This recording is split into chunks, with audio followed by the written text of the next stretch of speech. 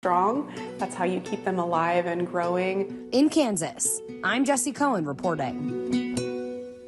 All right, Jesse, thank you. And that will do it for us today. I'm Chris Stewart. Denver 7 News at 5 starts right now. Right now at 5, Rockies baseball has returned to Coors Field. Their chances are great.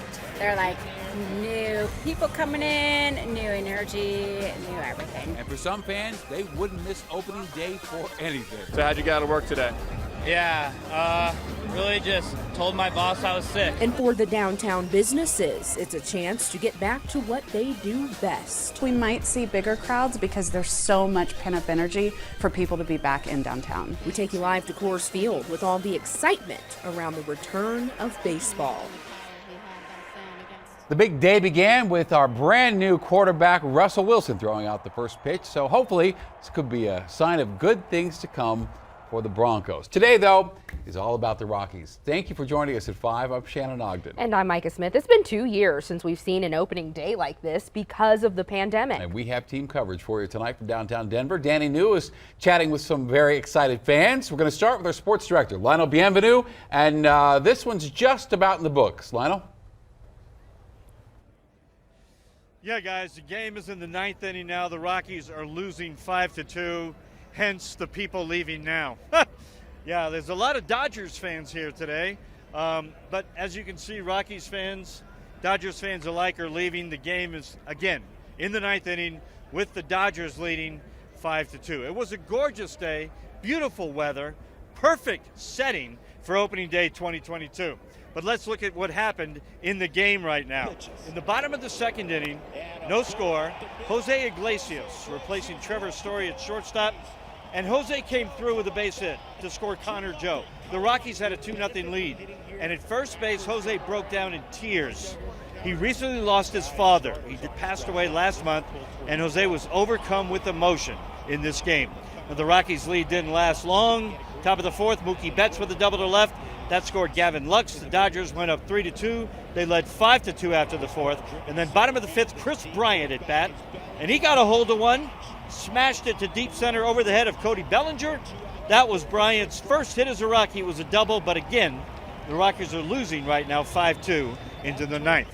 Now, we mentioned Russell Wilson. Before the game, the Broncos quarterback made his way to the field to throw out the first pitch. He signed autographs for the fans and was dishing out some high fives.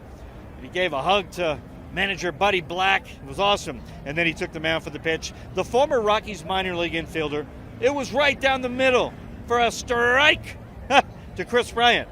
Wilson is taking the town by storm. Standing ovation at the Nuggets game last night. Standing ovation and deafening cheers here today. He and his wife, pop star and singer Sierra, are definitely getting involved in everything Denver. Cheese, baby. A little cheese, baby. A little cheese. Let's go. Let's get it going. Let's get these wins. Nuggets, Rockies, Broncos. Come on, let's go. Gotta love Russell Wilson. Again, I think there's a bigger crowd outside right now than inside Coors Field. As we said, 5-2 in the 9th inning right now. The Dodgers beating the Rockers. We'll have a live update coming for you at 6 o'clock right here on Denver 7. Right now, that's it from Coors Field. Let's go back to you guys. It's a long season, but the important thing is we've got baseball back. Lionel, good to see you out there. Thanks. Well, our Danny New has been hanging out at McGregor Square all day long in downtown Denver. And Danny, you found a lot of fans playing hooky to celebrate opening day. Yeah, it's opening day tradition. You know, a lot of fans, they want to go to the game, but they're like, oh, it's 2 p.m. Got to think of something. So we talked to some people to see what the most popular excuses were to get out of work, to come to the game. Some people were willing to go on camera and talk about it, but others didn't want to be seen, so we had to offer them a very special Denver 7 disguise. So how'd you get out of work today? Yeah, really just told my boss I was sick. So what excuse did you give to skip work today? Do you want a disguise? I have a happy Mike Nelson for you. I love Mike Nelson. He's the best. Yeah, I'd plead the 5th too. Good call. What excuse did you give to get out of work today, Ann? I'm staying at home and working off the computer. So Lionel, don't grab your face, Lionel. I don't don't see a computer, and It's so tiny, it's in my pocket. you can keep that if you want. Just don't eat them, okay? I'm Mike Nelson. So how'd you get to work today? I totally skipped. He actually told me to go downtown, have a great time, and enjoy the day. Wow, what a nice boss you have. Really good boss. If I had to work Christmas to be down here on opening day, I would absolutely do it. You want to give a weekend forecast for everybody at home so they know the rest of the games how it's going to be? I hope it's really beautiful. It looks like a good weekend, nice and sunny. You hope. You're a meteorologist, Mike Nelson, one of the best in the biz, but you're like, what, 20 feet tall? Oh, exactly. You know, good vitamins and good fruits and vegetables when you're young. This man was very excited when I was holding this up. Who is this? Shannon Ogden. I just cannot get over how handsome you are. Wow. What are you wearing? I'm wearing all Rocky shirts. Who are your favorite people on air at our station? Yours or others? No, Denver 7. Man, are you pumped for the Rockies game, handsome man? Darn right. Jessica Porter, Shannon, Jocko Allen. Danny New, maybe? Huh? Okay. I don't work. I play.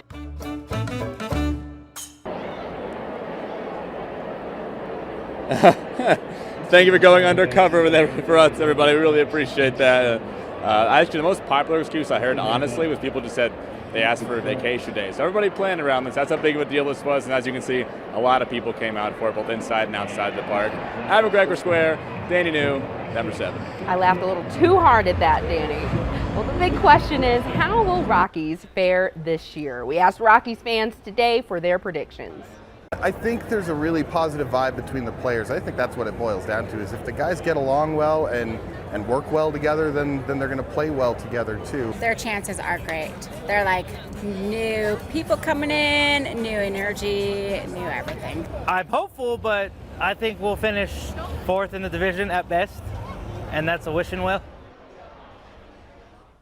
Coming up tonight on Denver 7 News at 6, we have a 360 look at what kind of season the Rockies could have. And after 2 years of pandemic-impacted seasons, the Downtown Denver Partnership hopes businesses can finally feel like they're getting back to normal. Well, in 2019, which is a great marker, just right pre-pandemic, we saw 100,000 additional people in downtown for opening day. We are fully projecting that we will see those types of crowds again, and I would even guess we might see bigger crowds because there's so much pent-up energy for people to be back in downtown. Absolutely. The Downtown Denver Partnership says the number of people downtown has been slowly and surely ticking up over the past few months after the loosening of COVID restrictions. And there's been an extra police presence downtown all day long. And one of the big concerns is just make sure everybody gets home safely. Police even have a community table set up near Coors Field to help anybody who might have questions about getting around the area. Today, a historic moment in our nation's history. President Biden introduced KETANJI Brown Jackson as the next Supreme Court Justice of the United States. Jackson is the first black woman to hold that seat. ABC's MICAH has reaction from Jackson, who had to endure a long road to get here. Today, a celebration in the nation's capital.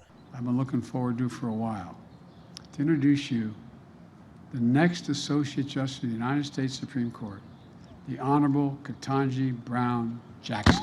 Judge KETANJI Brown Jackson shattering the glass ceiling, becoming the first black woman in our nation's history to be elevated to the Supreme Court. It has taken 232 years and 115 prior appointments for a black woman to be selected to serve on the Supreme Court of the United States.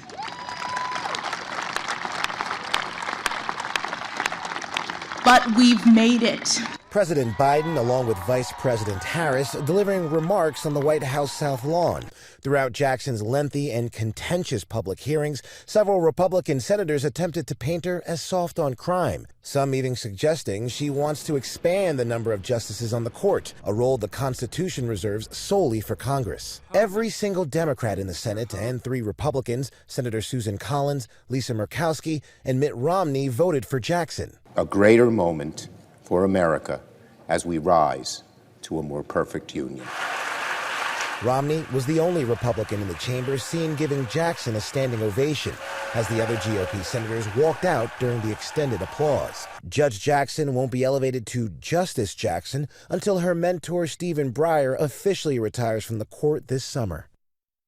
Judge Jackson's confirmation means the Supreme Court now has 4 women on the bench. And for the first time in our nation's history, white men will be in the minority. MICAH, ABC News, Washington. Yeah, again, when she's sworn in, Jackson will serve on the first ever high court where white men will constitute the minority, a momentous occasion in this country.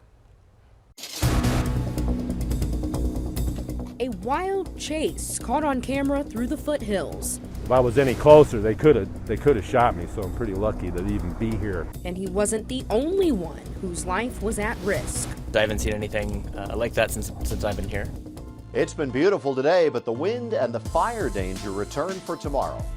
Plus, the Academy has handed down a punishment for Will Smith following the Oscar slap.